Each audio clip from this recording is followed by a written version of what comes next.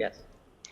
Niranjan, I think the first thing that we need to place on record is like most or almost all religious institutions, the church enjoys structural, historical, hierarchical, patriarchal privileges.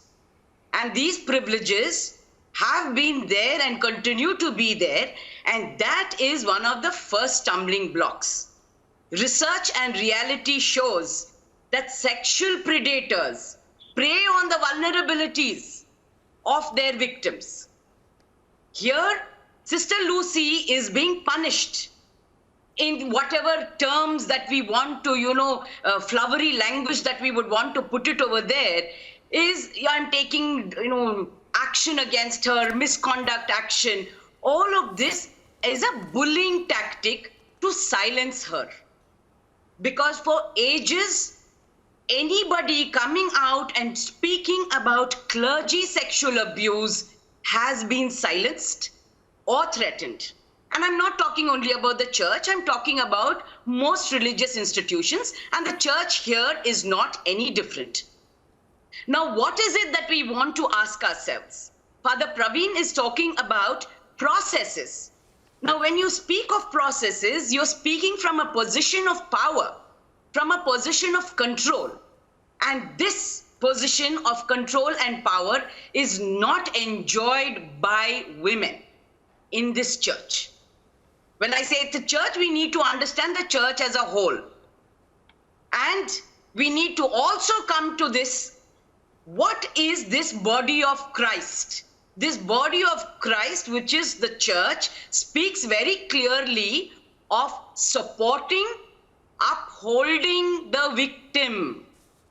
And here the victim survivor is summarily being told that by following certain processes and procedures, you are hereby dismissed and expelled. And you can go fend for yourself because you have not held on to your silence. Simply because the church refuses to see sexual abuse, harassment, sexual violence as a crime. It continues to perceive this as a sin. And as long as you, as an institution, look at it as a sin, there can be no truth that anybody wants to listen. There certainly cannot be justice. And this is exactly what the entire argument and the debate and the challenge is today, to the institution, to its processes. And in these processes, how open and inclusive are you to extend that protection to the victim witness? Because here she is a witness.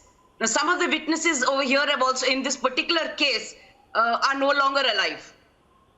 Now, this is what the politicians and the law of this land needs to guarantee, to say, as a citizen of this country, you are protected by the Constitution, and the laws that are upheld in this land will give that protection to this sister. And whatever is the compensation that must come to her from any other institution that you might work in, wherever you might retire from should be extended to her. Yeah. It's as simple as that. Yeah. No favors, no condescending, benevolent spouses to be accepted over here.